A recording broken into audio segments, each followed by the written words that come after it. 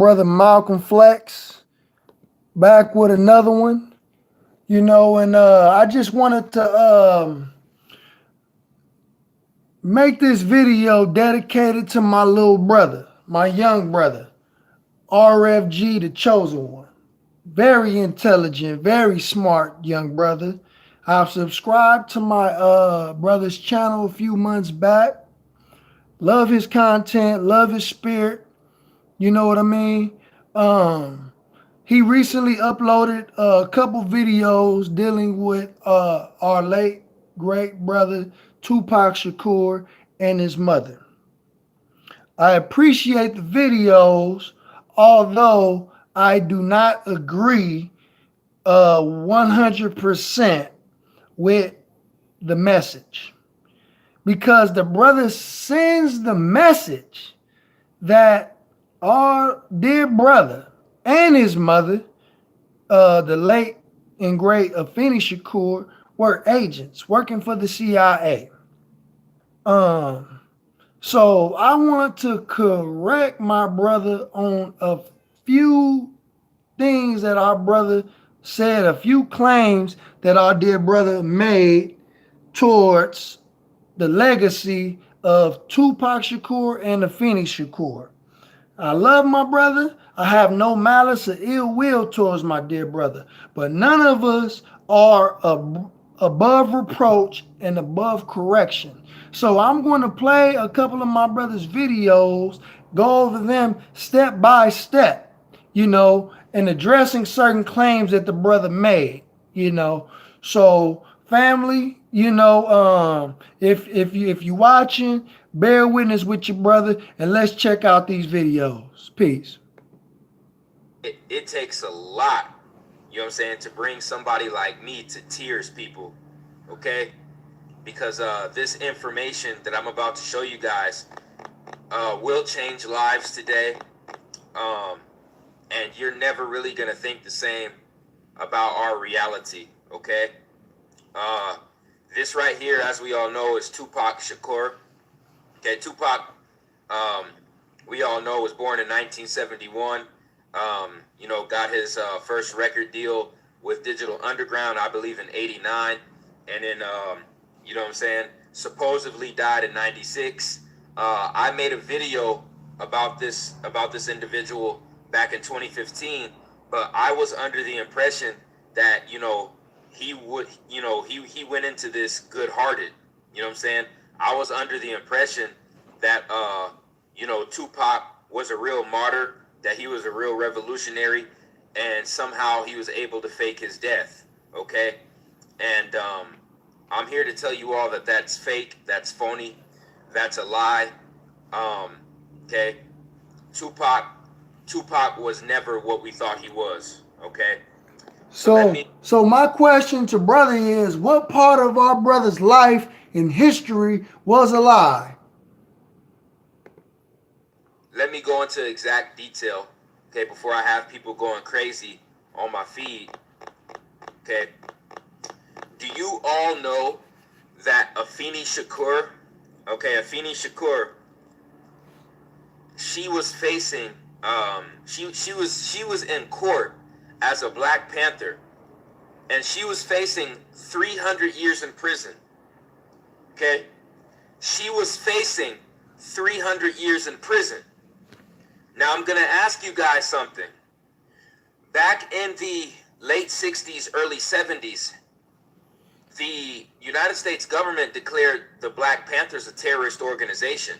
They hated the Black Panthers, with all their hearts. They hated the Black Panthers to a T. They couldn't stand them. So 95% of the Black Panthers that were taken into government custody, those Black Panthers were turned into informants. They were killed, or they were put in jail for 20 plus years. If you don't believe me, just do the fucking research on your own. Okay? So somebody is gonna have to explain to me how Afeni Shakur went into a court case where she was facing 300 years, and not only did she get the sentence reduced, Okay, she got it reduced all the way down to 0. 0. From 300 years to 0. And she did that under the black label. Ladies and gentlemen, under the black label, you have no rights. You have no rights up in court, up against the system. We all know that firsthand. Okay? So how did this woman, being labeled black and being a Black Panther, reduce a 300-year prison sentence to 0 years? Okay? How did that happen? I know it's going to hurt your hearts. It's going to hurt your hearts, ladies and gentlemen. But we can't come into this thing emotional. We have to use critical thinking and proper discernment. Okay? Ladies and gentlemen, Afeni Shakur became a government informant, became a CIA informant, okay, for the CIA. Okay? And she also sold her son out, and was the one who, you know, brought into Tupac's information. Okay, family. Now, do you hear our brother claiming that our dear sister, Afeni Shakur, was an informant for the CIA? Okay. Now, let me explain to you, dear brother, what happened in her case, okay? Because you made a egregious and outrageous claim that Afeni Shakur, listen to me, you said that Afeni Shakur was a informant, dear brother. Now, let me read exactly what happened in the sister's case, in case you all didn't know. Like you said, brother, you said don't get all emotional. We have to use critical thinking, okay? So I'm not just going to use one source to debunk your claim and what you just said, dear brother. I'm going to use several sources. I'm going to read from several different sources, okay? Several different sources. And then we're gonna use our common sense. We're going to use logic, and we're going to use reasoning based on what you said and what you claim to be true, okay?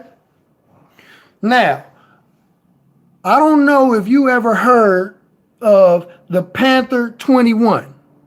Let me explain to you, dear brother, what the Panther 21 is. In April, I'm reading from the text. In April 1969, Afeni Shakur was arrested on charges of conspiring with other Black Panther members to carry out bombings in New York.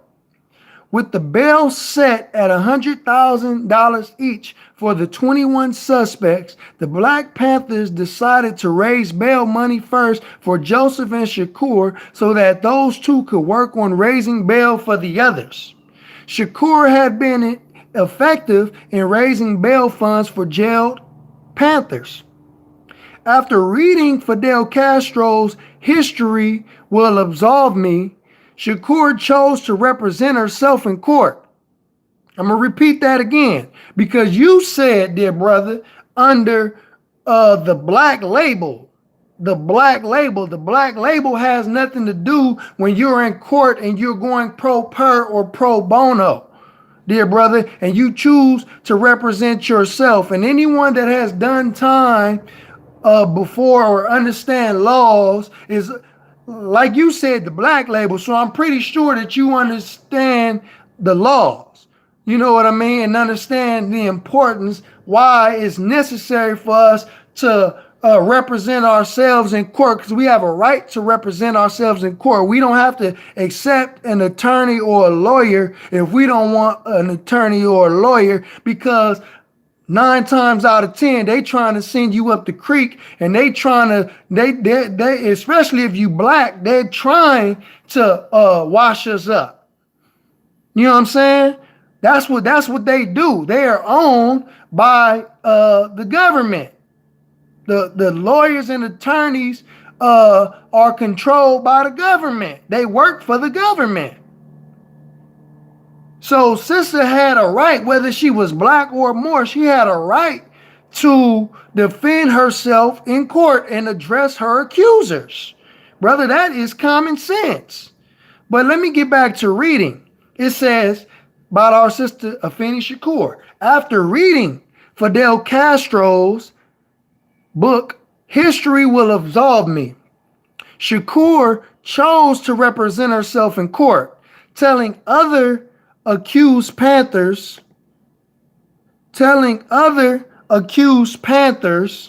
that if they were convicted, they would be the ones serving jail time, not the lawyers. Okay? She said while pregnant, on trial, and facing 300 years in prison sentence, Shakur interviewed witnesses and argued in court. So that's what happens when you go pro per in court, dear brother. You are the lawyer or the attorney.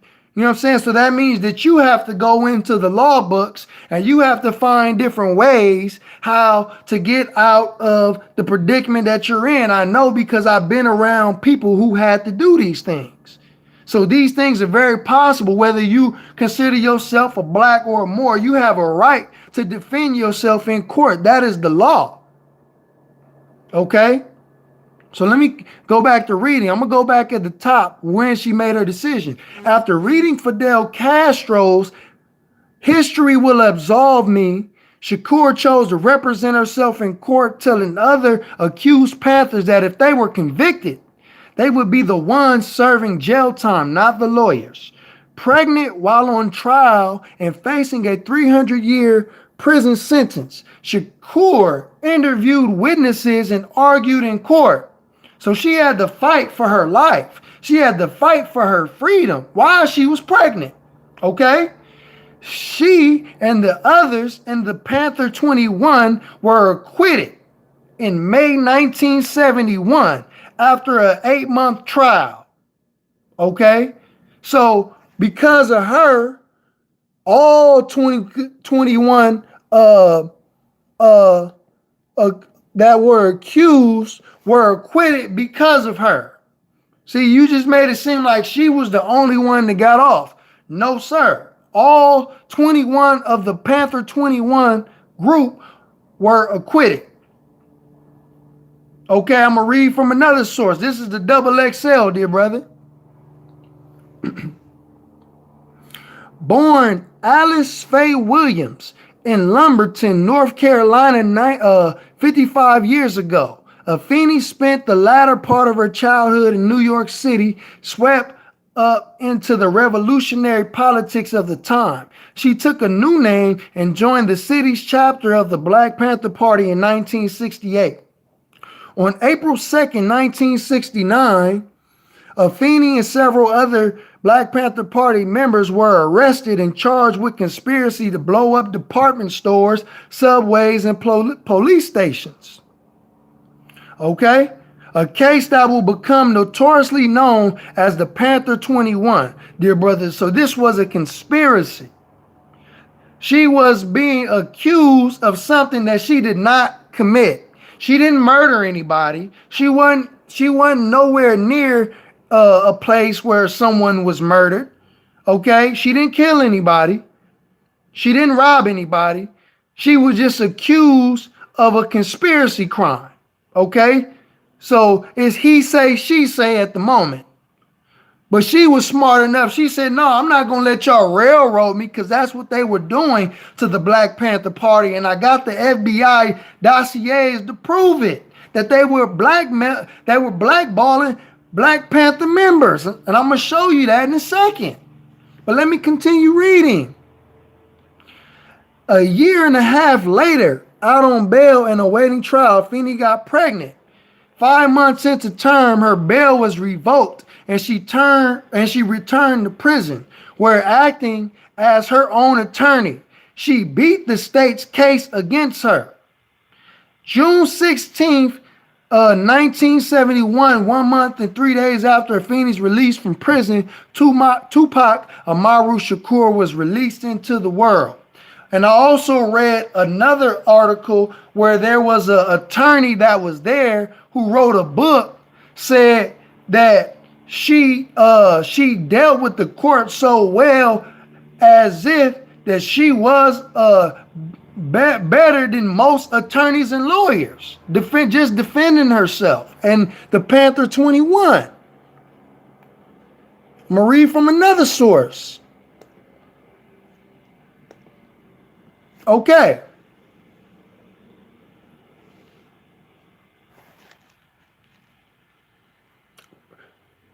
Okay. So it says Joseph, one of the brothers in the Black Panther Party, was the youngest of the Panther 21 trial in 1971.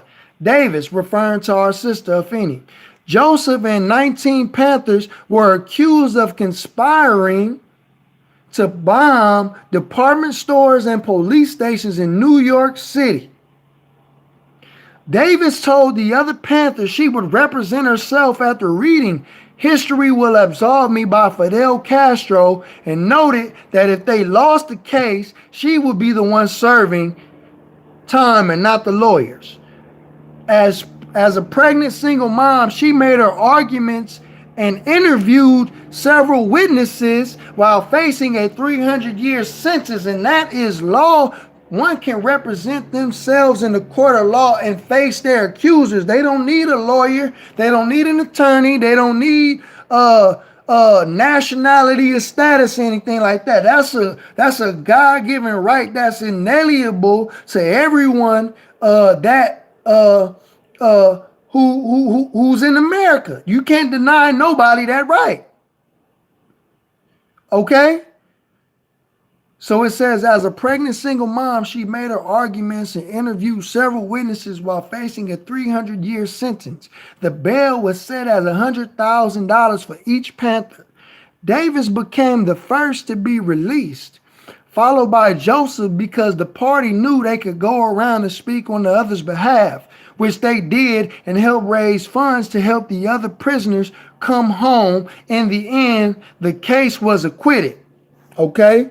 In the end, the case was acquitted. They all got off. They all got off. This is our sister right here back in the day. That's our sister right there. And they was rallying money for everybody to get off.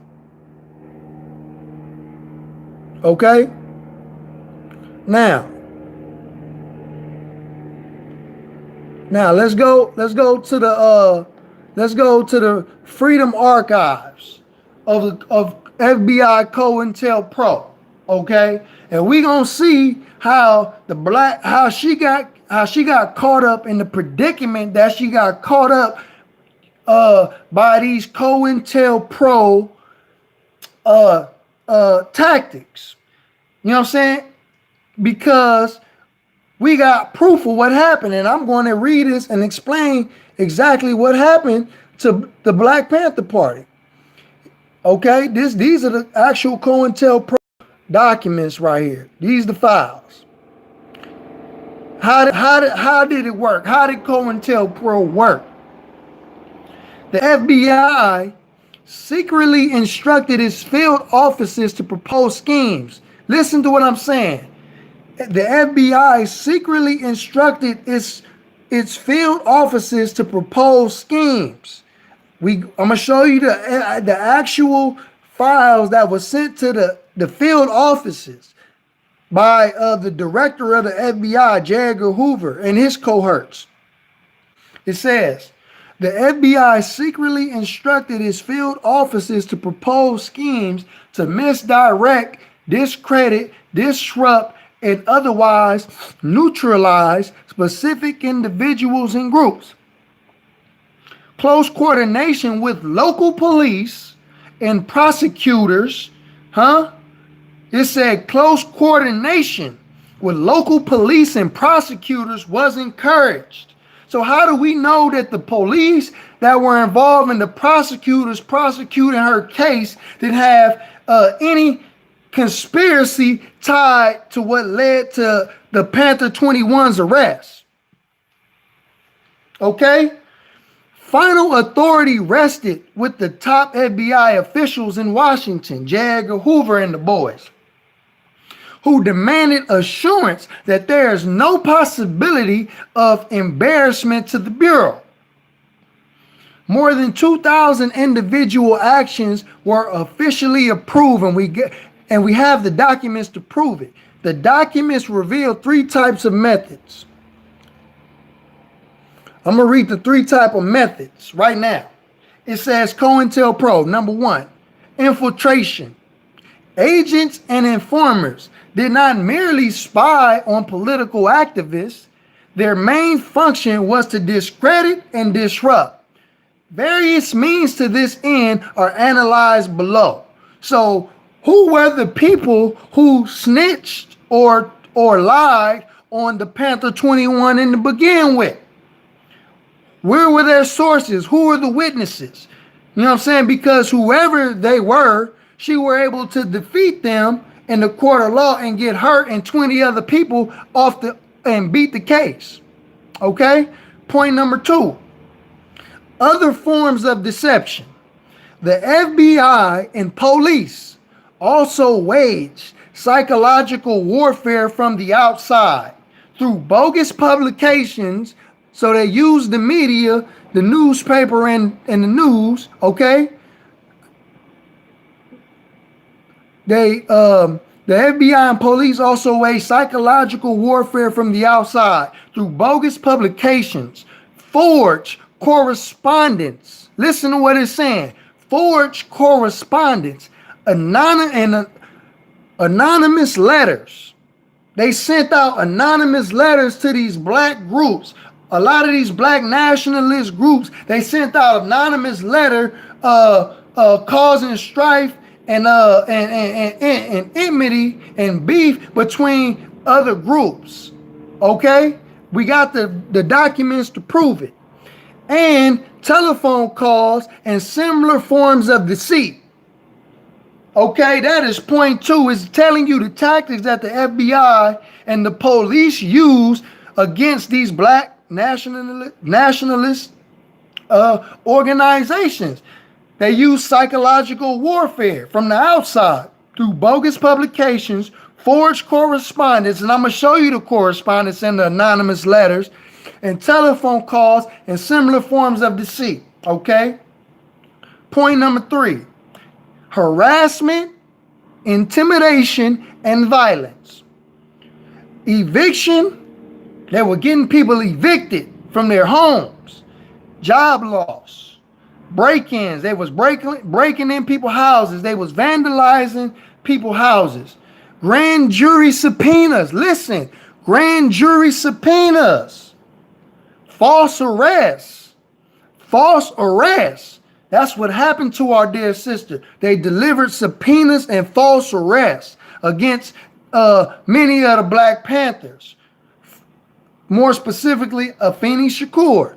Frame-ups. They were framing them. The sister got framed by the FBI COINTELPRO.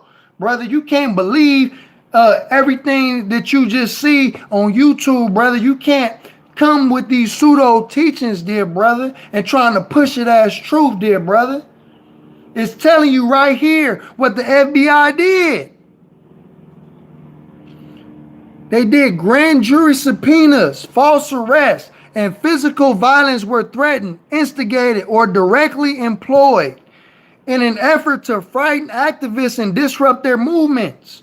Government agents either concealed their involvement or fabricated a legal pretext. Bro, they was hiding their hand the whole time, so they wouldn't embarrass the Bureau. I'm going to finish reading. In the case of the Black and Native American movements, these assaults, including outright political assassinations via Malcolm X, Martin Luther King, and many other leaders, were so extensive and vicious that they amounted, also Frank Hampton, it says, were so extensive and vicious that they amounted to terrorism on the part of the government. Come on, bro. We dealing with real life terrorists. We can't be attacking our people. Bro, we can't be attacking our people. We got to know who the real enemy is. We can't be throwing false charges on our people. Wake up. Okay. Now, it's talking about who are the main targets. Right here it says the Black Panther Party was one of them. But I'm going to keep going down. I'm going to keep going down. And I'm going to get back to the brother's video. But I wanted to go over these because the brother made some hell of a claims. The brother made some hell of a claims, man, and I'm like, wow. Against his own people. But we got the files, man. We got the documents. Let me go to some of these documents that went to the FBI about the Black Panthers.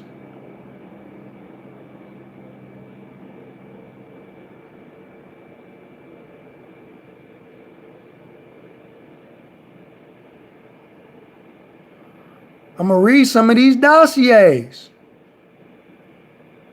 And I'm going to go back to the brother's video. It's already debunked.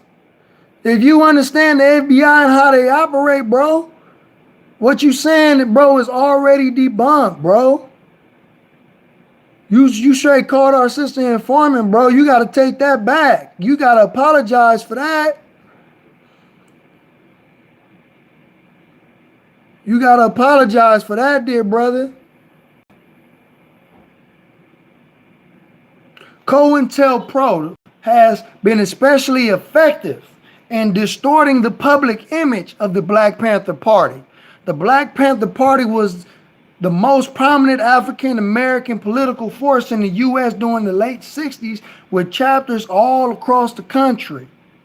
Working from a 10-point socialist program for black self-determination, it formed legal armed street patrols to deter KKK and police brutality, gave out free food and health care, and fought against hard drugs. The Black Panther Party was instrumental in forging a broad-based rainbow coalition against U.S. intervention abroad and for community control of the police, schools, and other key institutions at home. Okay? But let me go to read some of these dossiers, man, because they are very, very revealing.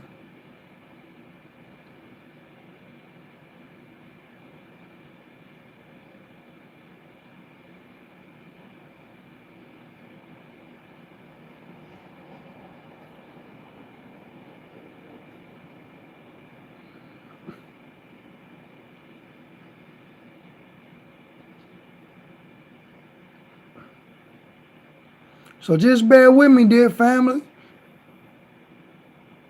Just bear with me. Because trial is necessary to establish truth. You know? So just be a little patient if you want to hear the truth.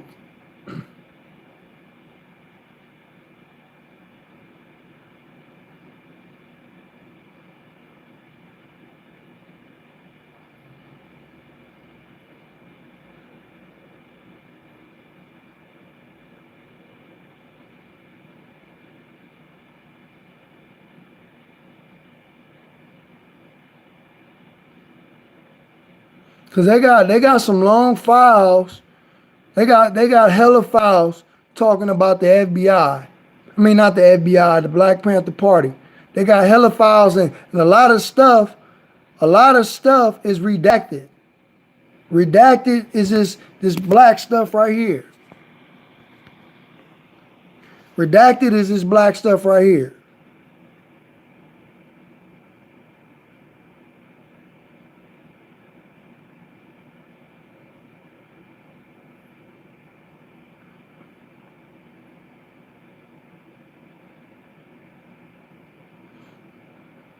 I'm going to show you how wicked the enemy is.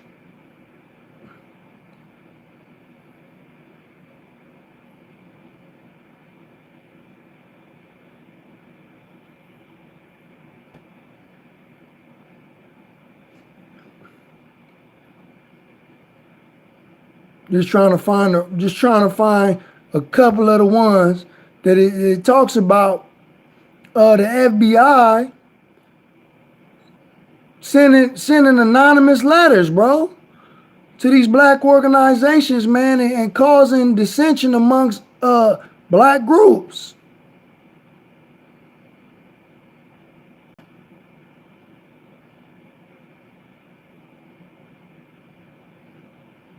And these FBI files, man, is deep, man. They hella long. I'm about to get back to the brother's video in a second. Just trying to find the stuff on the Black Panther Party. That's how thick these files are. This is like a 758 page dossier.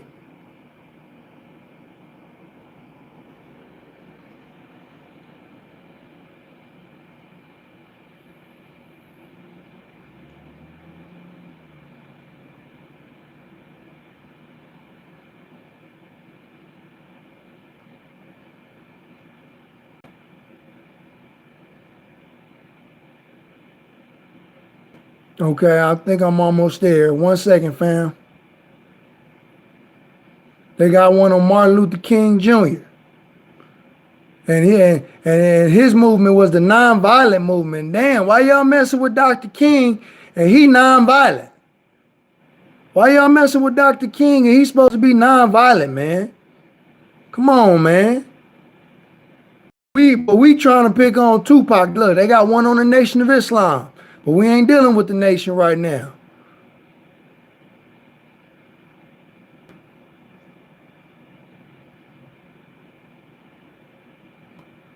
Look, it says counterintelligence program, black nationalist hate groups, racial intelligence. Let's read some of this. Purpose: to expand the counterintelligence program designed to neutralize black nationalist groups from 23 to 41 field divisions. That means that they're in many different states across the nation. Okay, so as to cover the great majority of black nationalist activity in this country. By letter dated August 25th, 1927, 23 field officers were advised of a new counterintelligence program designed to neutralize militant black nationalists and prevent violence on their part. Goals of this program are to prevent the coalition of militant black nationalist groups, prevent the rise of a leader who might unify and electrify these violence-prone elements, prevent these militants from gaining respectability, and prevent the growth of these groups among America's youth. Okay? So it's telling you right there, basically why they kicking it off. It's telling you why they kicking it off. Okay?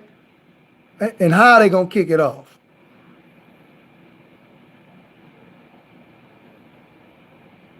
So we gonna go to some more. Nationalist activity, okay, and interest in counterintelligence to coordinate this program. This agent will be responsible for the periodic progress letters being requested. So this dude got to send reports back to them. But each agent working this type of case should participate in formulation of counterintelligence operations. Goals: for maximum effectiveness of the counterintelligence program and to prevent wasted effort, long-range goals are acted out. Prevent the coalition of militant black nationalist groups. In unity there is strength, a truism that is no less valid for all its triteness. They saying our unity is strength. An effective coalition of black nationalist groups might be the first step toward a real it's kind of messed up. You can't see it. The beginning of the true black revolution. Number 2, prevent the rise of a messiah. In your video, you said, prevent the rise of a black messiah, but it says in the actual report, prevent the rise of a messiah, but it's talking about black militant groups who could unify and electrify the militant black nationalists movement. Malcolm X might have been such a messiah. He is the martyr of the movement today. Why was he the martyr? Because he was assassinated. Martin Luther King, Stokely Carmichael, and Elijah Muhammad all aspire to this position. Elijah Muhammad is less of a threat because of his age. King could be a very real contender for this position, should be abandon his supposed obedience to white liberal doctrines, nonviolence, and embrace black nationalism. So if Dr. Martin Luther King didn't switch over to black nationalism, he would have been all right. But if he would have kept the white liberal doctrines, and they admitted white liberal doctrines of nonviolence, because they knew that shit was weak. Okay? But as soon as he met with the Honorable Elijah Muhammad and he get to talking about boycotting their money, you know what I'm saying? And keeping our black dollars in the community, they assassinated the brother. Okay? Now, it says Carmichael has the necessary charisma to be a real threat in this way.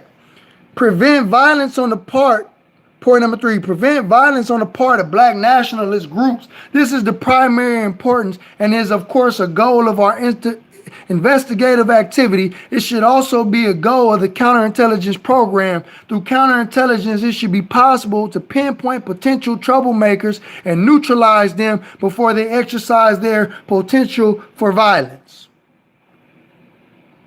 Okay? Point number 4, prevent militant black nationalist groups and leaders from gaining respectability by discrediting them to 3 separate segments of the community. The goal of discrediting black nationalists to be handled tactically in 3 ways. You must discredit those groups and individuals too. First, the responsible Negro community. Second, they must be discredited to the white community. They explaining us what they doing.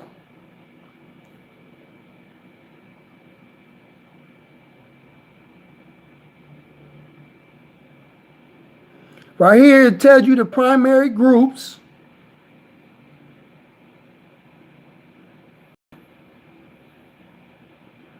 They tell you who they after.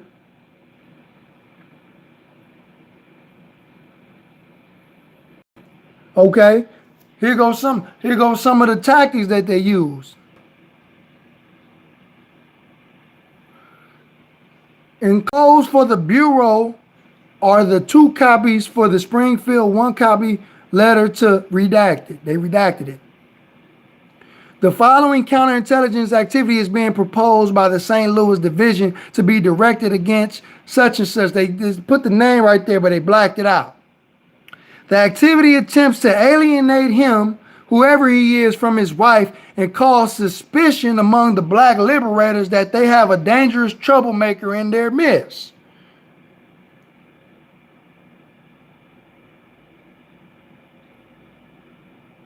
Okay, look, background. He occasionally sends her money and she appears to be a faithful, loving wife who is apparently convinced that her husband is performing a vital service to the black world and therefore must endure the separation without bothering him. It is to all indications an intelligent, respectable young mother. Okay, her husband, on the other hand, considers himself a Romeo, and he frequently enjoyed the bedroom affection of various sisters of the black liberators. So they trying to find ways to discredit our people. Come on, man, and this FBI dossier is full of it, man. How they send letters, man, to other people trying to cause confusion and everything, man. I won't go over that no more right now, man. But if y'all want to, y'all can just Google the FBI files, man. They were released under the Freedom of Information Act. But let's go back to this brother's video right quick, because that's the whole purpose of why we're here. Because I made my point. His point was debunked. You know, he really don't have no understanding of how the FBI and COINTELPRO and the CIA actually work against these black militant organizations. But let me go back to this brother video. Tupac's attention to basically comply with the government's agenda, okay? And like I said, I'm shattering paradigms today, okay? I'm shattering paradigms today. Okay, Tupac Tupac's name. Do you know Tupac's name was not Tupac? Tupac's name, Tupac Shakur. See, his last name is this is not even his real last name. Okay? Tupac's real name is Lassane Parrish Crooks. Let me repeat. Tupac's name is Lassane Parrish Crooks. That's his government name. That's his CIA name. Okay? Lassane Parrish Crooks. That's very funny. That's very funny because when you look at Afeni Shakur's last name, her last name isn't Crooks. When you look at Billy Garland, okay, Tupac's real father's name was Billy Garland. Okay? So Tupac's father's last name was Garland. Where the hell did they get Crooks from? Okay? It's time to start waking the fuck up. Tupac's mom, her last name was never Crooks. Tupac's father's last name is Billy Garland. His last name is Garland, not Crooks. Where in the fuck did they get Crooks? I know where they got Crooks. Okay? When Afeni Shakur was in prison for her short period of time, Afeni Shakur had a cellmate. And this cellmate, her name was Carol Crooks. Her name was Carol Crooks. So Afeni basically came up with Tupac's fake last name, okay, and named him after her cellmate. And her cellmate, Carol Crooks, ran a movement for lesbians in the nation. Let me repeat. Afeni Shakur's cellmate ran a movement for lesbians in the United States. And it was called Dyke's Quarterly. Dyke A Quarterly. Go look this up, people. Go look it up. Okay? Afeni Shakur's cellmate was the head of Dyke's Quarterly. Dyke A Quarterly. So my question to you, dear brother, how does that make Tupac an agent just because his mother named him after her former cellmate? How does that make him an agent, dear brother? Okay, it's okay if Tupac Shakur wasn't the brother's real name.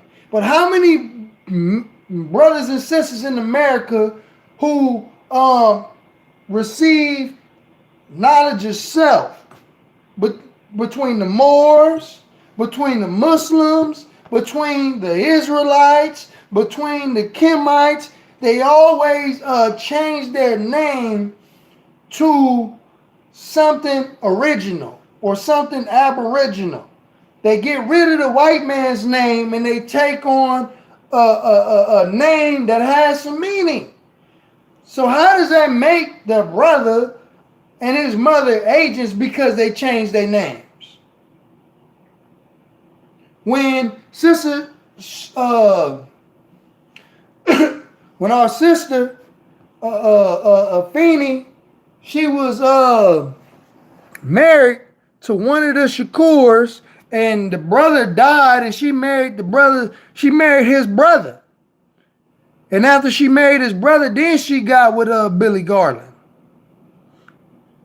All you gotta do is you gotta do the research. You gotta do the research, dear brother. How does that make them agents because they changed their names? I'm pretty sure your real name isn't RFG Chosen One. I'm pretty sure that, brother, your real name isn't RFG the Chosen One. My brother, I'm just saying, you know what I'm saying? That is pseudo. That cannot be proven, brother. That cannot be proven, dear brother. But let me see if I can find that article that I was reading earlier to deal with that. But you know, that doesn't prove that they were agents of family just because they changed their names. Like I said, I'm pretty sure your real name isn't RFG, the Chosen One, because Because if you going up based off your logic that he was an agent, then I can call you an agent too, because you changed your name to RFG, the chosen one. Although that's not your birth name. Okay? Malcolm Flex isn't my birth name. Does that make me an agent? Come on, man, get real, bro.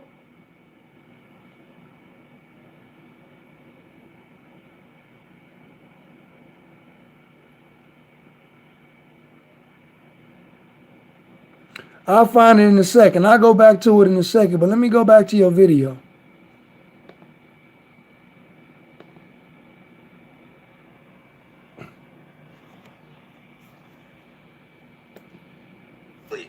The movement for lesbians, it probably got turned into some LGBT shit or whatever the hell they call it. Okay, so you see, just like how Afeni sold out to have her 300-year sentence reduced to 0 years, Bruh, Carol Crooks, how did she sell out? Because she chose to represent herself in court and she beat the prosecution and the witnesses in court. Bruh, how was that selling out? Please answer that. That does not make sense, bruh. To government orders, and she started her own movement for lesbians in the United States. Once again, her name was Carol Crooks. This was Afeni Shakur's cellmate in prison. Do your research and find the truth for yourself, ladies and gentlemen. Okay? So that is where they got the name, okay? For Tupac's last name, his government last name was Crooks, just like his mother's cellmate. You see? And both his mother's cellmate and his mother sold over to the CIA and the FBI to have her 300 years.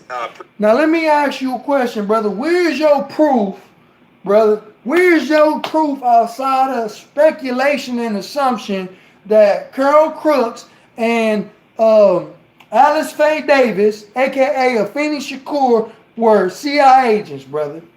You ain't showing us no proof, no actual physical documents that they were bought and paid for by the CIA. All you're doing is just making speculation, brother. You're not giving us no hard facts. You're just going off of your own opinion. Sentence reduced to 0 years, okay? And this is also going to be significant about the last name of Crooks.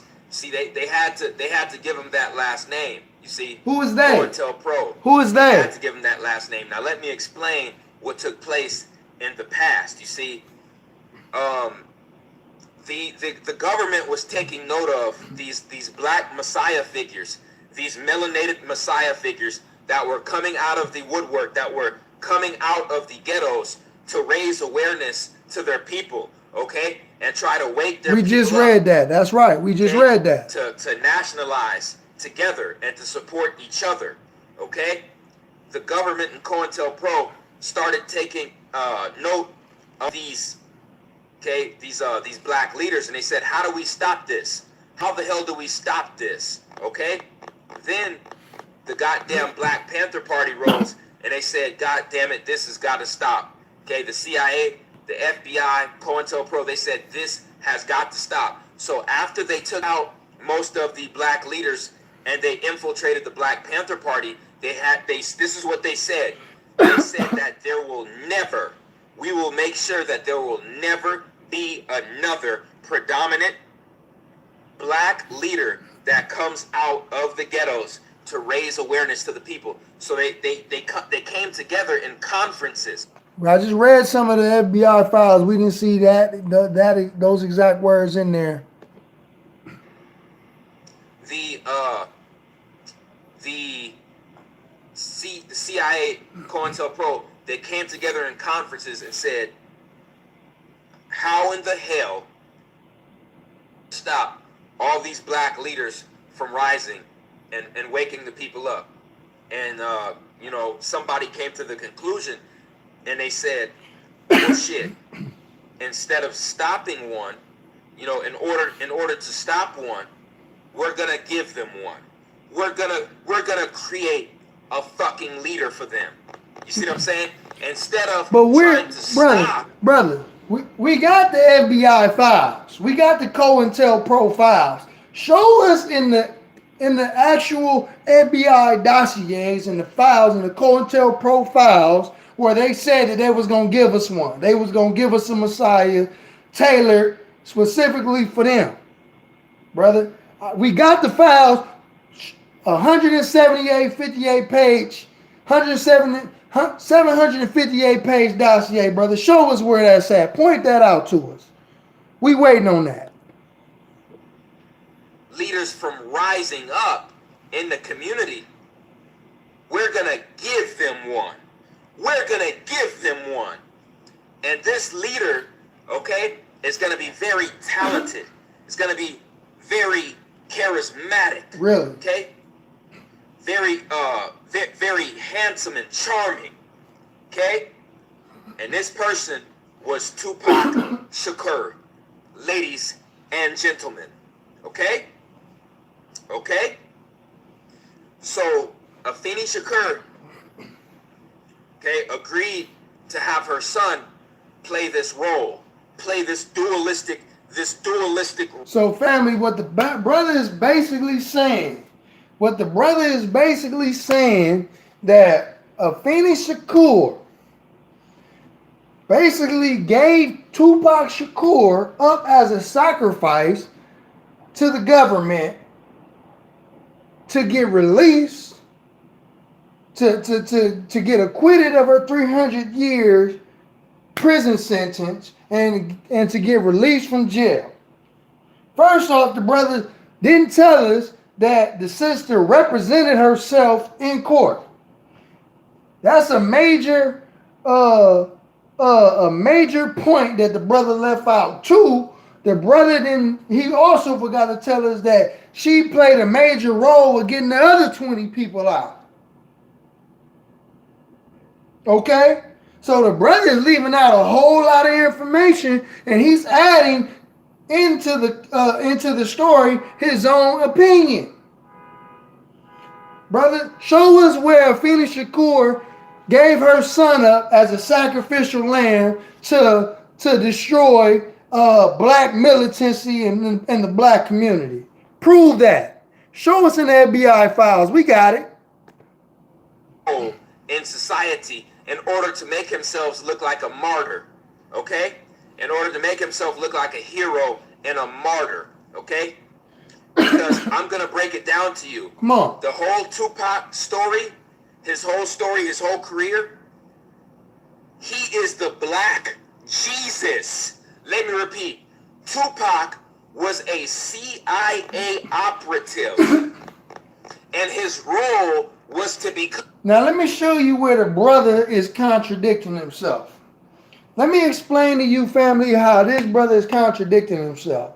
Because if you understand the role of a Jesus figure, okay, if you understand just who Jesus was, Jesus is not somebody who works for the government, works for the establishment. Jesus is somebody who is a divine man who will bring salvation to an oppressed people, because the word Jesus is not a name. Jesus is a title. Jesus is a function. Jesus is one who brings salvation. So nobody who's an informant or agent for the government is going to bring salvation to the oppressed black people of America. So the brother is contradicting himself. It's either the man is an agent, informant, or he's a savior figure. He can't be both. You can't be on both sides of the field. You know what I'm saying? You either one or the other. There's a clear distinction. Is either you for the enemy or you for the people. Period. Point blank. The black Jesus. Okay? Okay? And he had to play this dualistic role. Okay? Good and bad. Tupac, remember. Brother, let me explain to you, dear brother. Yes, he was a black Jesus. The brother was a Messiah figure in our hood because when he dropped beautiful hits like the song Dear Mama, Keep Your Head Up, you know what I'm saying? The brother was able to give the people a certain message, man, that can wake people up to what was going on in our community. The brother spoke out for the oppressed. When you go back and you listen to the brother's interviews, he always spoke about the oppression of his people and how he wanted to see his people do better in life. He always talked about the rich versus the poor, dear brother. And not only that, the brother was a Gemini. The twins, like you always talk about in the astrology and astronomy and all that stuff, you know, the brother was a Gemini. So it was two different aspects to our brother Tupac. That's why his name was Tupac. That's partially why his name was Tupac. And he admits that in a lot of his interviews. Bro, and I know because I've been watching the brother since I was a little boy. Two, it's Tupac, two faces. Two faces. He was a Gemini. Two faces to Gemini. Okay? And he had to become a martyr. He had to become a martyr in the eyes of the public to gain sympathy and emotion from the public. Okay? Okay? But if the brother became a martyr to gain sympathy in the eyes of the public, how does that benefit the government? By him being an agent and him dying and being a martyr, how does that benefit the government? That don't even make no damn sense. I'm sorry. And you see, he started out, you know what I'm saying, waking the people up, you know what I'm saying, on the conscious level. On the conscious level, so he seemed like an intelligent revolutionary, you see, when he first started out. See, Brenda's got a baby. Then after that, you know what I'm saying, we have Thug Life. But wait a fucking second. Thug Life goes directly against this shit right here. You see what I'm saying? You can't be some intelligent revolutionary, you know what I'm saying? A motherfucking savior figure, and then on the other hand, right here, you know what I'm saying, talking about Thug Life with an AK-47, a bullet, and a goddamn bottle of alcohol, you know what I'm saying, promoting Thug Life.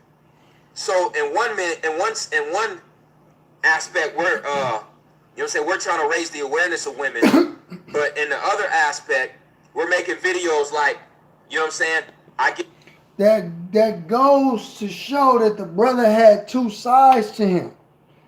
When the brother started with Digital Underground, okay, doing the Humpty Hump. You know what I'm saying? That was when he was with Humpty Hump. They did a lot of very raunchy music. Okay, he started out his career that way. Okay? He started out his career that way, going on road. He was a roadie for Digital Underground, doing a Humpty Hump, shaking his tail in the videos, bro. You probably too young to remember that, bro. I remember that. Okay? The brother, he was born in New York City, but he was raised in Baltimore, Maryland, where he went to a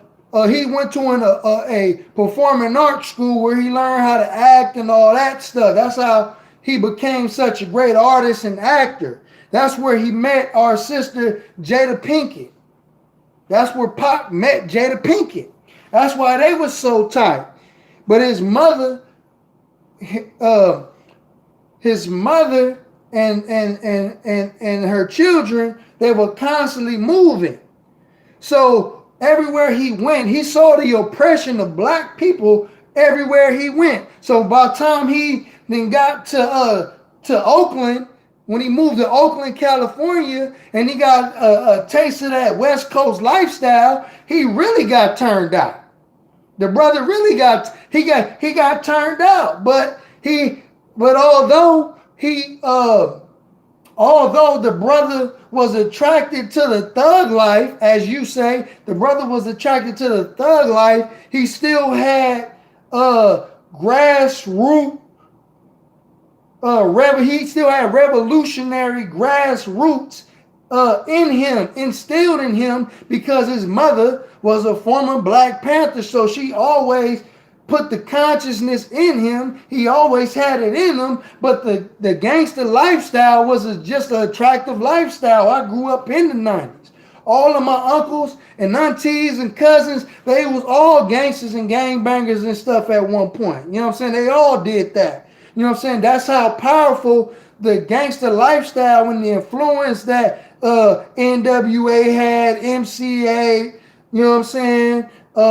Snoop Dogg, Tupac, all of them, bro. They had real influence back in the early 90s, bro.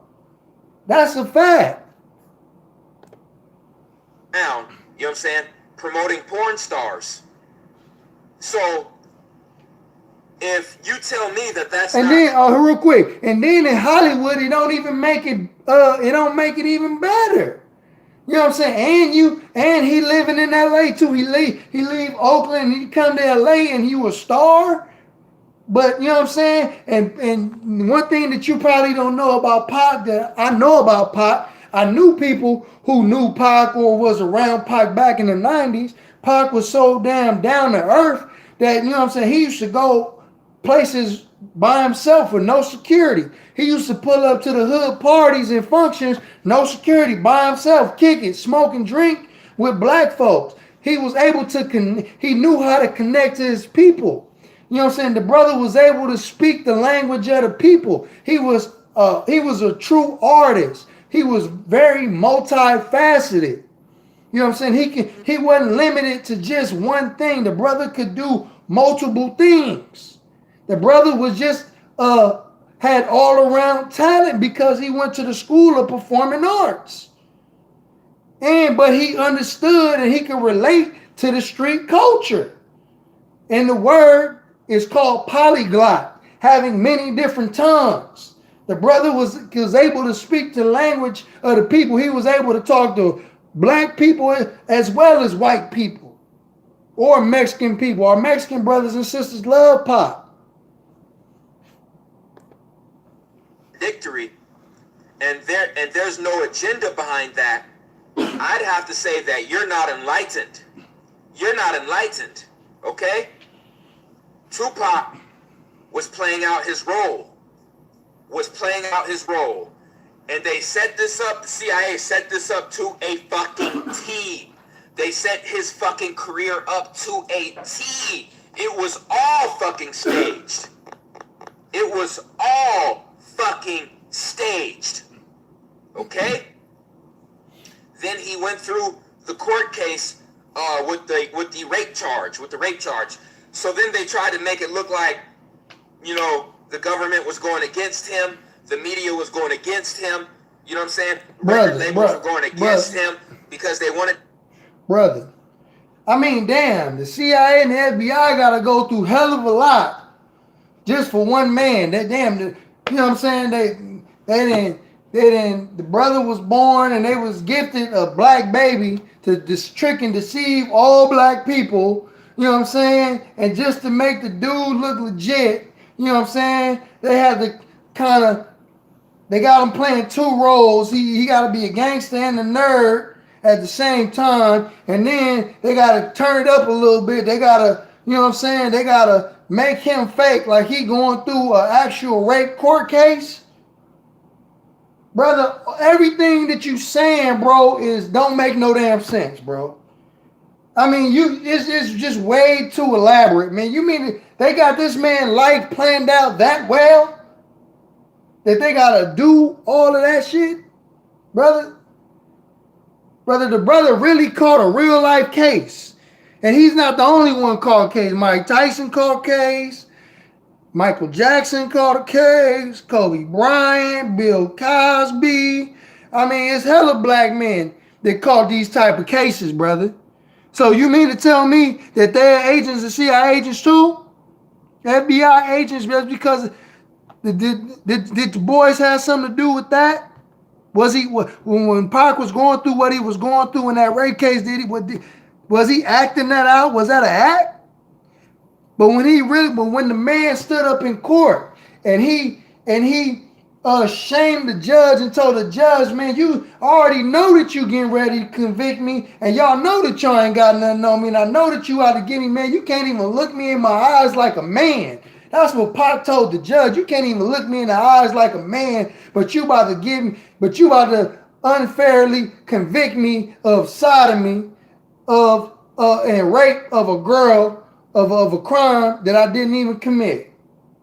Come on, man. We know the case on what happened with Pac, bro. And right before he went to prison, he got shot. That's why you see the infamous picture with Tupac in the wheelchair with bandages wrapped around him. Come on, man. All this pseudo stuff you coming with. Make him look like a martyr. You see? Because we're dealing with black Jesus. Okay? Okay? So he goes in with the beef with Notorious B.I.G. Okay? And Bad Boy. Okay? Which ultimately leads to his supposed death. Okay? Okay? Okay? So they wanted to make him look like a savior figure in the black community. This is what I'm going to tell you guys. Everybody who was closely associated with Tupac ended up dead. Dead. The government tried to murder Assata Shakur, but Assata Shakur was able to escape to Cuba. Okay? So that's one person that they tried to kill and that they ran out of the goddamn country. Okay. Now, brother, you said that everybody that was associated with Pac got killed, or the government tried to kill him. Brother, Assata Shakur fled the country long before Tupac came on the scene. So you can't try to sit up here and try to explain to the people, to the viewers, that when after Tupac came on the scene, they said, man, we gonna start knocking people off around him. Brother, that did not happen that way. Assata Shakur had left and fled to Cuba long before Tupac came on the scene. I believe she did that back in the 70s and 80s. Back in the 60s and the 70s when she took off to Cuba. So you can't just throw that in there, think we gonna just skip past that and not catch on to what you saying, brother. That's false. Who was associated with Tupac. Oh, Tupac's real father. And this is Tupac's real father. I compared his facial features with Tupac's facial features. Tupac has his mother's eyes with the rest of his features being his father's. Okay? So Billy Garland was his father. Billy Garland was murdered in 1999, 3 years after his son supposedly died. So everybody who was closely interconnected to Tupac ended up dead. Assata Shakur, Billy Garland, brother, Afeni Shakur. Brother, Assata Shakur did not die, brother. Assata is still alive. What are you talking about? Died May 2nd, okay, over 2 years ago. Okay, that's his mother. Okay? Tupac's His mother died. His mother died from cardiac arrest, sir. His mother, Afeni Shakur, died 2016 from cardiac arrest, man. Tupac's right-hand man, Yaki Gaddafi, he fucking died, what was it? 4 months? No, 2 months. Around 2 months after Tupac died. Tupac's right-hand man. And what was crazy was Gaddafi died at a fucking, after a fucking, what was it? what was his name? Sorry, but Mike Tyson. He died at a Mike Tyson fight. Okay, during a Mike Tyson fight, just like. Now, I remember in part 2, you kind of tried to clear that up, because in this video you said the brother died at or after a Mike Tyson fight, and a lot of us came in your comments and said no, he was not at a Mike Tyson fight. The brother was in New Jersey. The brother was in New Jersey at his girlfriend's apartment, and he was found outside her apartment with a bullet in his head. And the reason why he died, because he said in interviews that he saw the killers. He saw who shot Tupac. He said he saw the killers. Okay, in interviews. That's why they killed Yaki Gaddafi. But Asada Shakur did not get killed. She's not dead. And Afeni Shakur died in 2016 for natural causes, brother.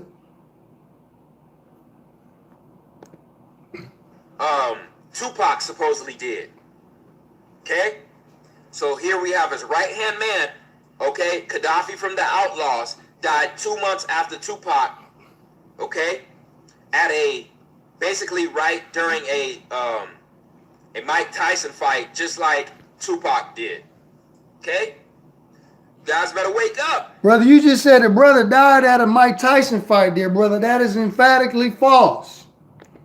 Guys better wake the hell up. And then Orlando Anderson. Okay? And what's so crazy is I think Orlando Anderson is actually related to Tupac. Look at his fucking eye. Now, brother, here you go with the conspiracy theories. I keep telling you about the conspiracy theories and the pseudo teachings, brother. Just because the man looks like Tupac does not necessarily mean that they are related. Bro, you can't just come on here and telling the viewers and telling people just because somebody looked alike that they were actually related, brother. Come on, man. Look at his fucking eyebrow ridge and his eyebrows. Okay? Shit, he looks like he could be related to Tupac. Orlando Anderson was murdered May 29, 1998. So that is 2 years after Tupac's supposed death. So 2 years after he got stomped out by Suge and Pac, okay, Orlando Anderson is dead. Okay? And I'm going to tell you why. But Orlando didn't die just like on some conspiracy stuff. Orlando got killed in a shootout in Compton, brother. I'm from Los Angeles. I'm from out in California. You know what I'm saying? We hear the stories. Orlando Anderson was in a shootout in Compton, California, and got killed. Okay? And there were conspiracies that the brother had something to do with Tupac's murder, but the brother was never convicted. He was never taken to trial on murder of Tupac Shakur, the brother. So we don't know if the brother had direct involvement with Tupac getting shot. We don't know that. But obviously, Las Vegas PD didn't know that because they let the man go. And the man, 2 years later after Pac allegedly died or, you know what I'm saying, got shot, he ended up getting into a shootout in Compton and getting killed. All these motherfuckers died, okay? And it's because Tupac is a goddamn CIA agent, okay? What happened to Suge? What happened to Suge Knight? Okay, now let's deal with Suge Knight is Suge. now in the process of going to prison for 30 years. You know why? Because Suge Knight knows that Pac was a goddamn government agent and Pac is still fucking alive. Family, now did y'all hear that? The brother said that Suge Knight, listen to what the brother said carefully. The brother said that Suge Knight is going to prison for 30 years, not 30 years, 28 years. The brother, he said the brother is going to prison because he knows that Tupac was an agent and he's still alive. He said he knows the truth that Tupac was an agent and he's still alive. False. Brother, that claim is emphatically false, brother. Brother, this is what happened. Suge Knight got into an argument and discussion with a brother named Bone. He was a former Blood. He's a former gang member out of Los Angeles. The brother name is Bone, right? Bone, Clee Sloan. The brother name is Bone. They got into an argument over the NWA movie. They got into an argument over the NWA movie actually on the set. Suge Knight was upset with Ice Cube and Dr. Dre and them, all them dudes putting together the movie. So they were supposed to have a meeting with a man named Terry Carter. Brother Terry Carter was usually the go-to guy, the in-between guy who would reconcile beefs and disputes between celebrities and rap artists over here on the West Coast. You know what I'm saying? Terry Carter was very well known among those in our community for squashing beefs.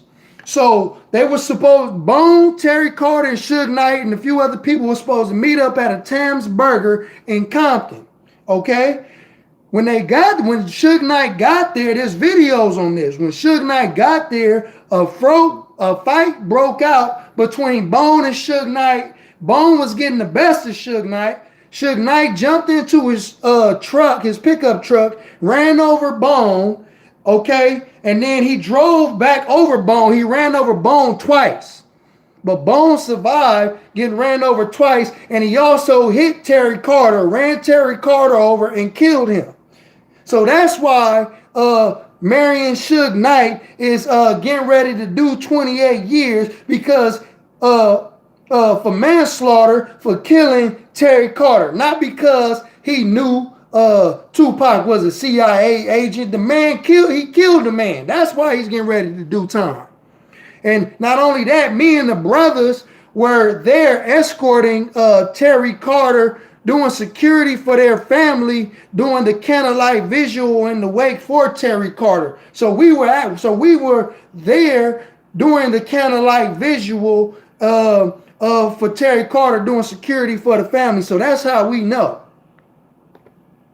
They don't want that information getting out. That is why everybody associated with fucking Tupac is either dead or in prison. Okay? Now let's talk about Tupac's death scene. Just like XXXTentacion's, god damn it, we have no blood. We have no blood outside of the crime scene. But wait a second. Even if they did clean the blood with peroxide, where the fuck is the liquid? We're supposed to be seeing wet spots outside of the fucking car, whether it's blood or peroxide. If you put peroxide on the fucking blood. Now listen to your logic, dear brother. You said that there's supposed to be blood all over the place. Okay? There's supposed to be blood all over the place. How does that prove that the brother was a CIA agent because he didn't bleed everywhere? You know what I'm saying? It could be in blood all in the car, brother. It don't necessarily have to be all in splattered on the ground there, brother. Because the brother got shot in the car, rolled some feet. Okay? So, I mean, you can't use faulty logic to make everything a conspiracy. All this stuff is not a conspiracy. Some of this stuff is just common sense. Still gonna see the goddamn imprints of the blood outside of the car. Oh, ladies and gentlemen, I'm about to rip this shit to shreds. I got a question for you, dear brother. Have you ever been shot? Have you ever been shot or have you ever been stabbed, brother? I just want to ask you, have you ever been shot, you've been stabbed? You know what I'm saying? Are you speaking from experience? Because, you know what I'm saying, obviously you making the claim that really doesn't, you know what I'm saying, it really doesn't shed light on anything. I'm sorry. I'm about to rip this fucking story to fucking shreds, ladies and gentlemen. Okay? We have an album that came out. Okay, called the Don Illuminati Mixtape, 7 Day Theory, right after Tupac's death, maybe a month, 2 weeks after Tupac's death, supposed death. And we have Tupac on a cross. You see what I'm saying? Just like the goddamn Hail Mary movie video, because, like I said, Tupac was the Black Jesus. His whole career, he was personifying the black Jesus. Now, I'm going to repeat it one more time, dear brother. If you don't understand the function of what Jesus is supposed to do, then of course you're going to be misled astray. Because a Jesus figure, because Jesus is not his real name, Jesus is the title. Jesus means one who brings salvation. So if the man is supposed to be a Jesus, he has a certain function. You can't be a Jesus or a savior and at the same time you are a CIA informant for the government. Brother, that does not make sense, dear brother. You got to be either or. You have to be one or the other. You can't be both. You can't be Jesus, but you are informant for the agency, bro. That don't even make no sense. You contradicting yourself. Okay? Now let me rip this motherfucking story to shreds. They said that Suge Knight was grazed in the head with a bullet. They said Suge Knight was grazed in the head with a bullet. Well, guess what? Last time I checked, if a bullet grazes your head, Listen to this. Listen to that means this. it's going to peel off and it's going to burn off a long piece of your skin. And a long line of his skin is going to have to be burned off if he got grazed by a bullet. So he's supposed to have a scar that's supposed to be elongated. That's supposed to look like a streak Listen mark. to this. Okay? I'm not talking about a dot or an imprint. You're not going to get that when you get grazed. When you get grazed, there's supposed to be a streak mark over the body, over the place where you got grazed. Guess what? Suge Knight is bald. Now listen, the brother is reaching.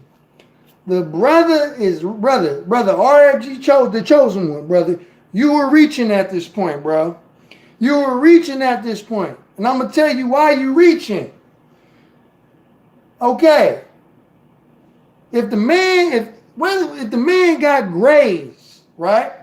You might not necessarily be able to see the scar or the graze on a picture, because a lot of people have scars on their body or their faces that you can't necessarily identify on a picture, dear brother, but you can identify a scar or something when you actually close up on the individual, when you actually see them live in the flesh and in person, dear brother. You understand what I'm saying? You can't just look at a picture and say, oh man, you know what I'm saying? You ain't got a scar. No, bro, these are pictures, man. But have you ever seen Suge Knight in real life? Apparently you haven't, because, well, to me, it seemed like you reaching. It's fucking bald. So we're supposed to see this fucking streak mark. Where the fuck is it? You can't tell me he's wearing makeup everywhere he fucking goes. Like I said, where is it? Where is it, folks? Where is it? They said that was their word for word what they said on the goddamn police report. Is Suge Knight got grazed in the head with a bullet. I want to see the goddamn graze mark. Where's the graze? I sure as hell don't see it. Shit, if anybody can show me that, I would love to see it. But how can we trust you and your sources, dear brother, when you said the brother is going to prison for 30 years because he knew that Tupac was a CIA informant, and you said that his mother was an informant for the CIA and FBI because she beat 300-year prison sentence, brother? How can we depend on your word when you haven't presented us no proof, no documents, no files on anything that you claiming? That's a crock of shit. Then they changed the story 3 times. They said that Suge Knight opened the door to let Tupac out.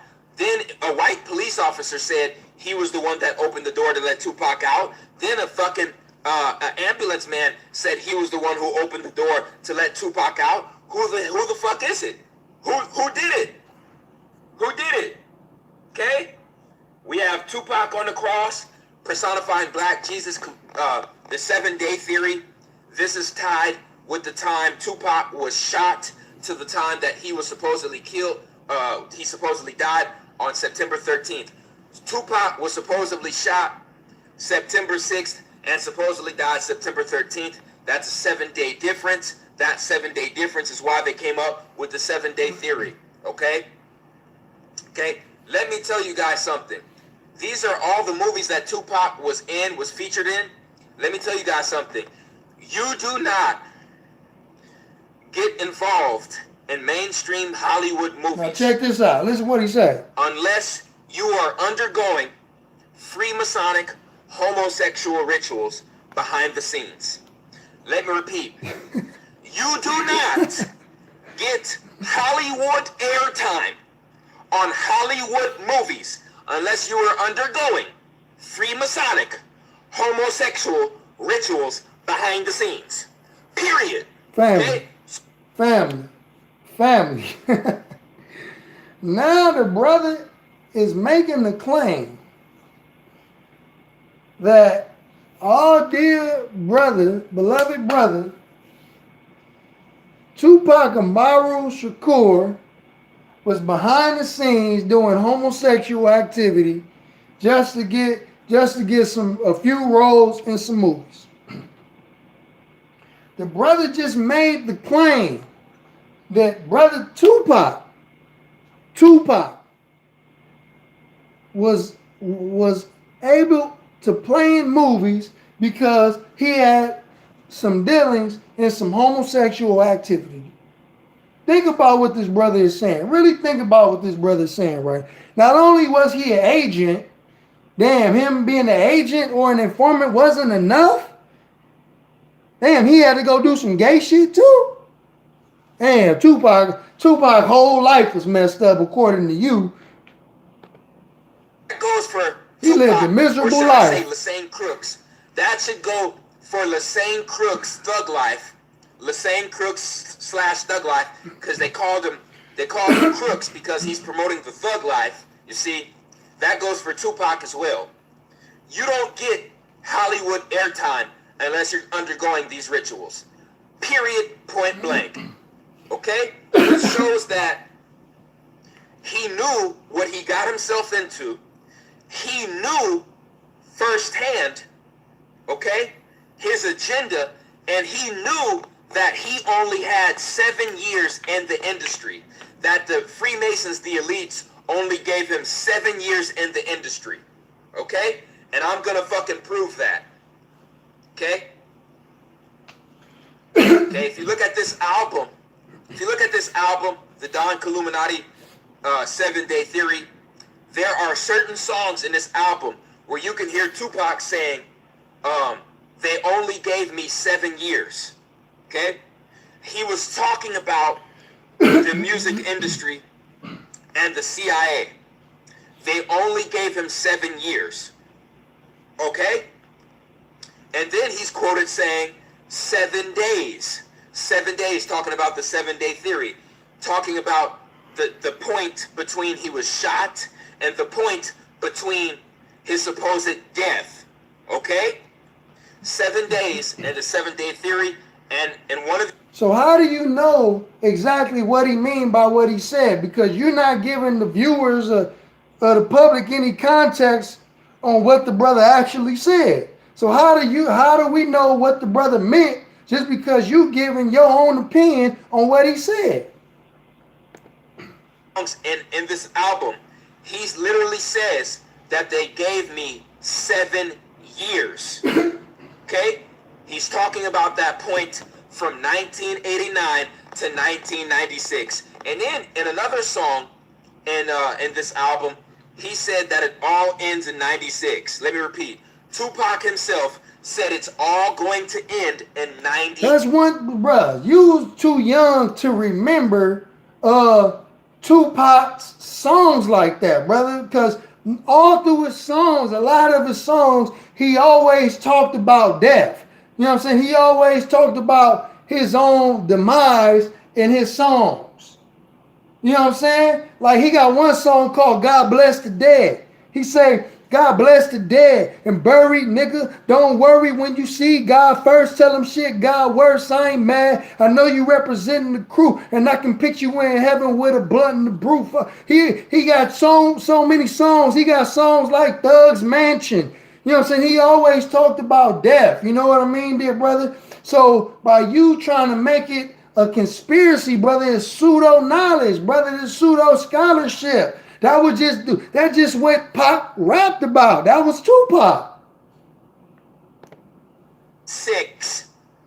This album came out after his supposed death, but guess what? This fucking album was recorded far before his death, ladies and gentlemen. Duh. Because that's what, man, one thing that you got to know about Tupac, RFG, the chosen one, bruh, anybody would tell you, you can watch interviews with other rappers who talked about Tupac. Anybody would tell you, dear brother, that Tupac was a workaholic. Tupac worked his ass off. They said the brother would knock out 3, 4, 5, 6 songs, bruh, in a day. When they was in the studio with Pac, they said Pac was a workaholic. So yes, after the brother made his departure, they had so much material that they could release after the brother was gone. Brother, so you not proving the point, bro. The brother, that's just how the brother worked. That's how he got down. You know what I'm saying? There's other rappers who died or, you know what I'm saying, whatever, and they still got songs that come out after their death. You know what I'm saying? So that don't make Tupac any different from the next man.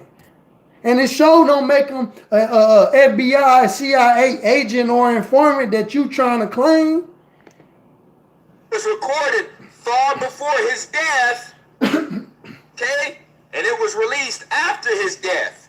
So he knew that it was all going to end in 96, and he knew that he only had 7 years far before this incident took place. Another thing that you don't know and that you fail to understand, brother, that a lot of people who grew up around that time, a lot of people know that Tupac was getting ready to leave Death Row and start his own record company.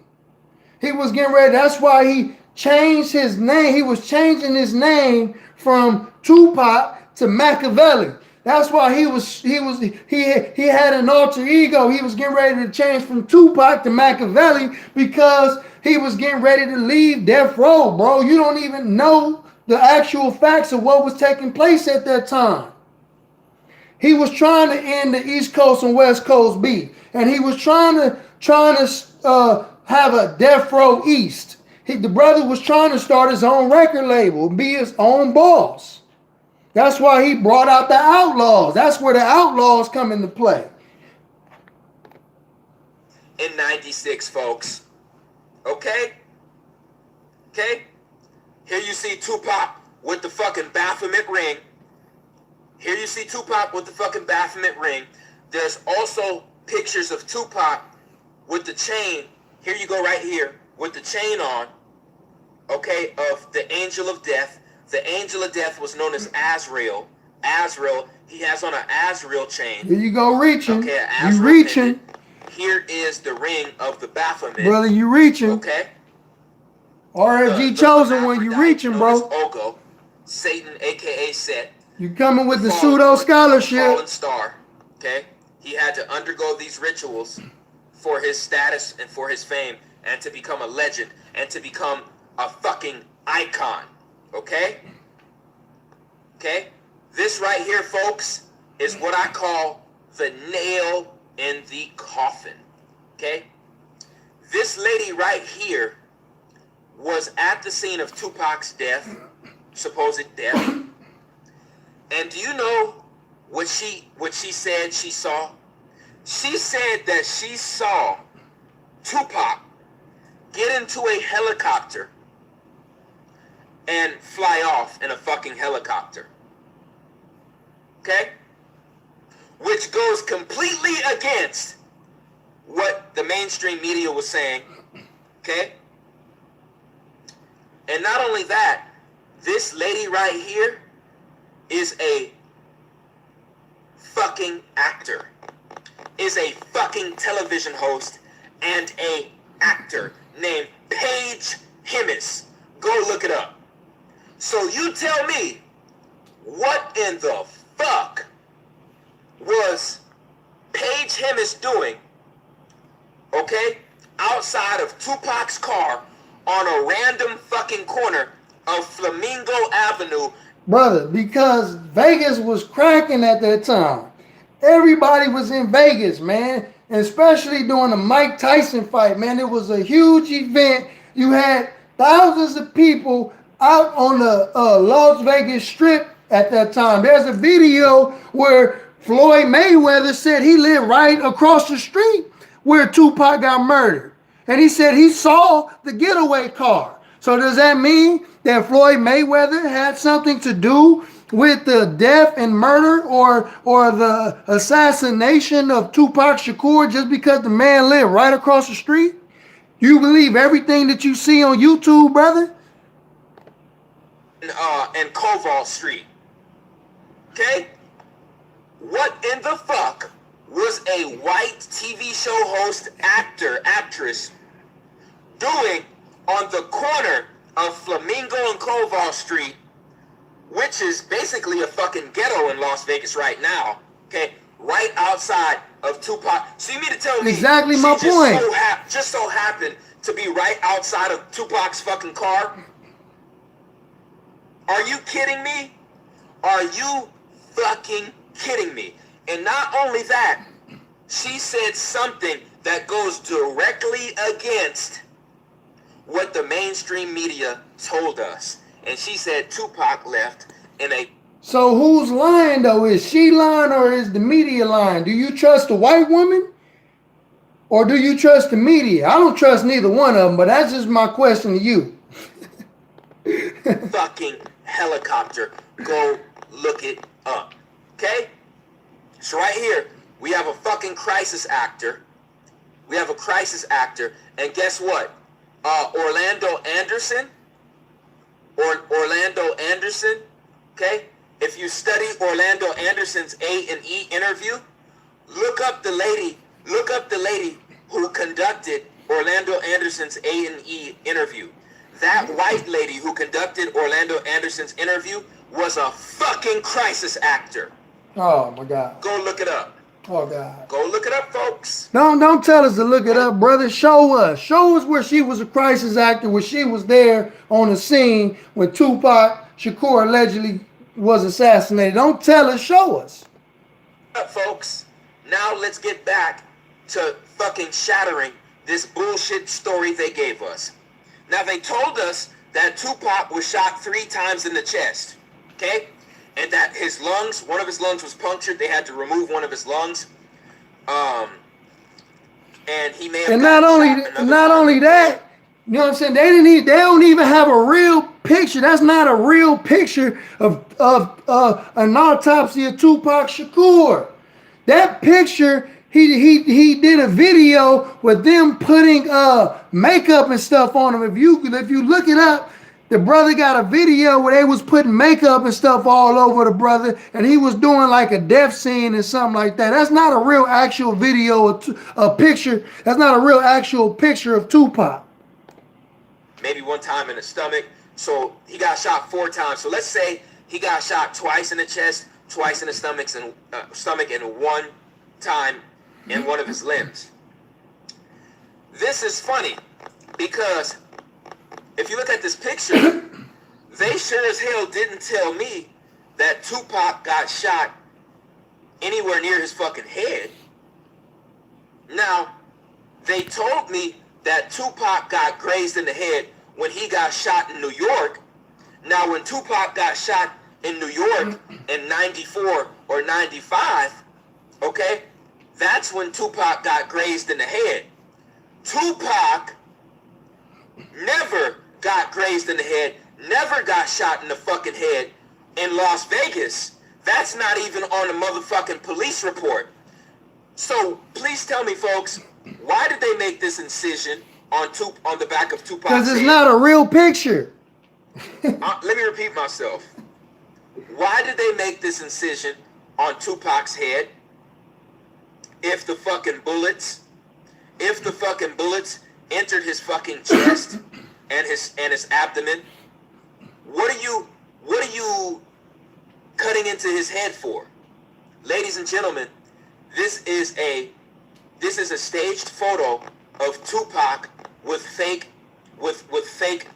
movie blood and a fake incision in his head with makeup, okay? With fake blood makeup on him, okay? This is fake and staged, okay? It's time to wake up. It's time to wake up. Ladies and gentlemen, Tupac is Black Jesus. Let me repeat. Tupac is Black Jesus, okay? He was born on June 16th, which is 616. 616 is 13, which is Christ consciousness, okay? Christ consciousness, 616. He was Black Jesus, okay? But you constantly contradicting yourself in the video because is the man a Jesus Christ figure? Is he a savior figure, or is the man a CIA, FBI agent? You can't be both. You can't present to the people that the man was a Jesus figure and he was a savior for the oppressed people, but at the same time the man was an implant, a government implant. He was an informer for the CIA and the FBI there, brother. You are contradicting yourself. So once again, okay, in his life, in his role as a CIA agent known as Lassane Crooks, he had to basically portray the role of a martyr, okay?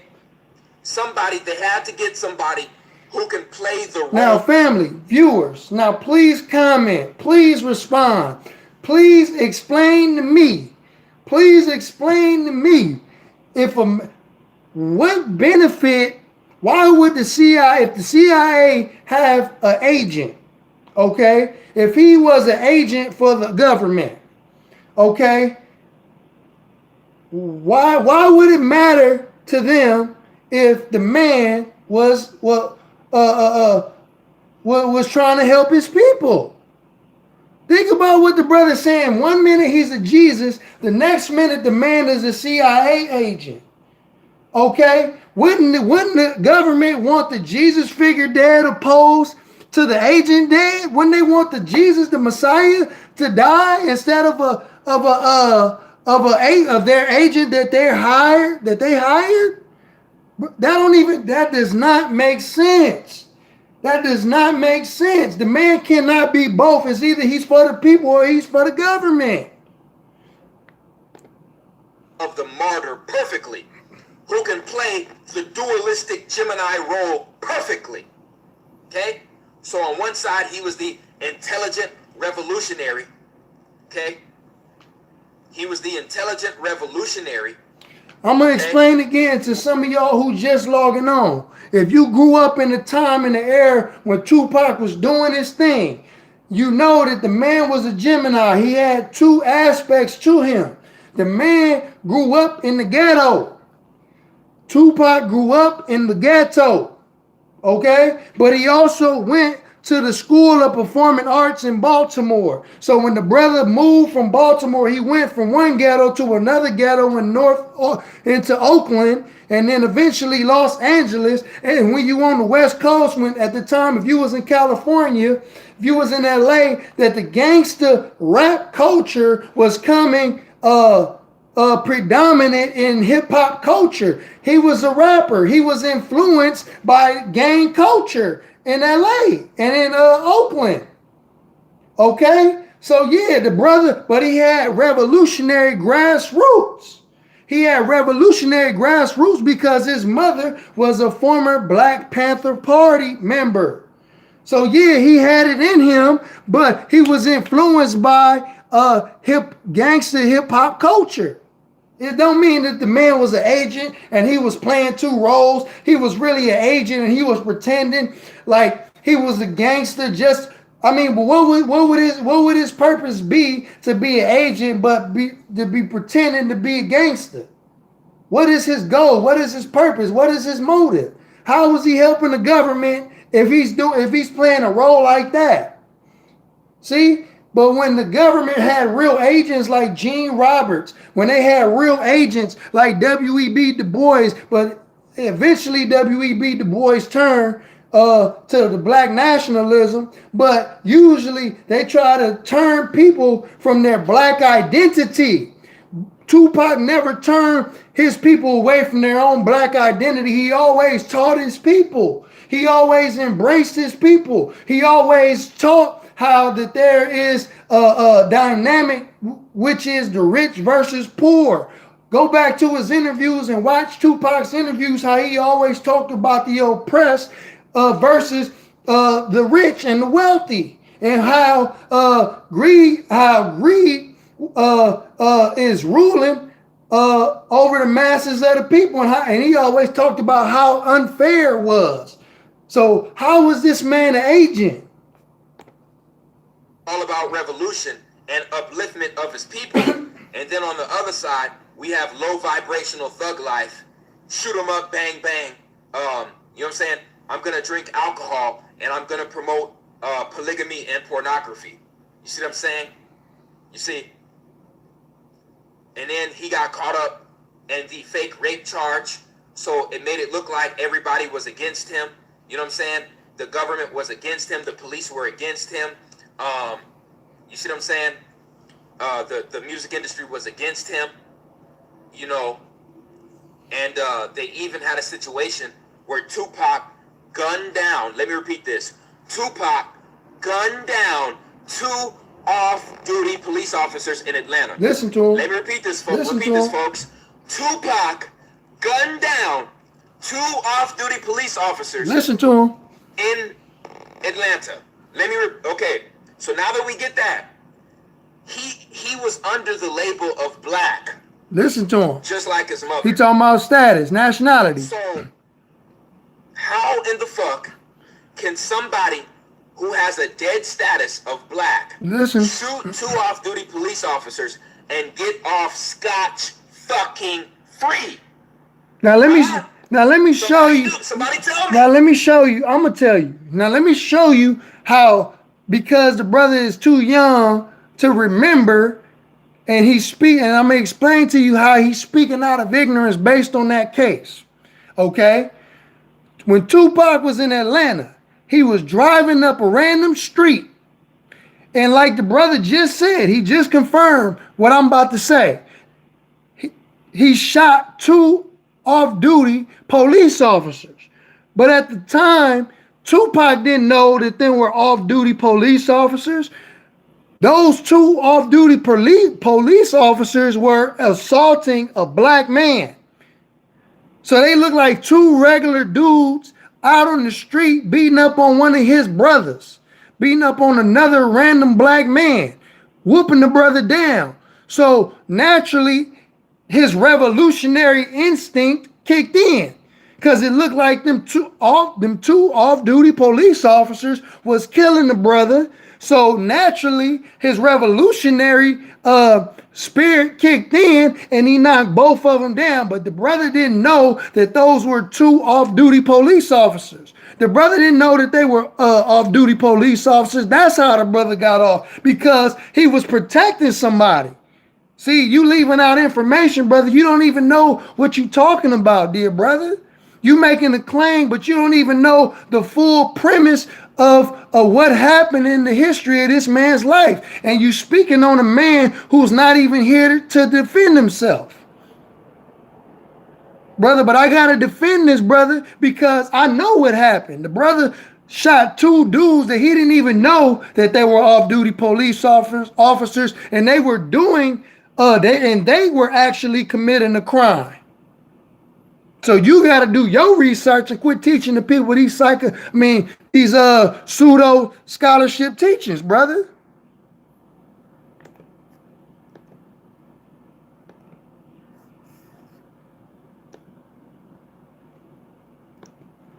So let me get back to this video real quick, because we've been going for a minute now. But these are the main points that I wanted to address, because you speaking on the life of this man who's not even here to defend himself. How? Who can do that besides an FBI or a COINTELPRO?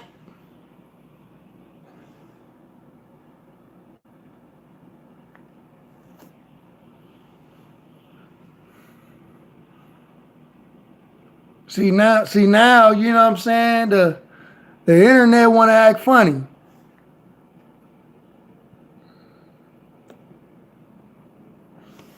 But family, I hope y'all enjoyed this video. You know, I'm trying to get some of this back playing. It's probably because my battery's low. And I don't want to burn y'all out, but you know what I'm saying, if the brother, you know, I mean, he can respond to this or not. You know what I'm saying? But I had to debunk his claim. I had to debunk his claim because he's speaking on a brother who's not even here to speak for himself and to defend himself. So I had to do this video, dear family. So I thank you all for watching. You know what I'm saying? And I'd like to greet you all with the greeting words of peace.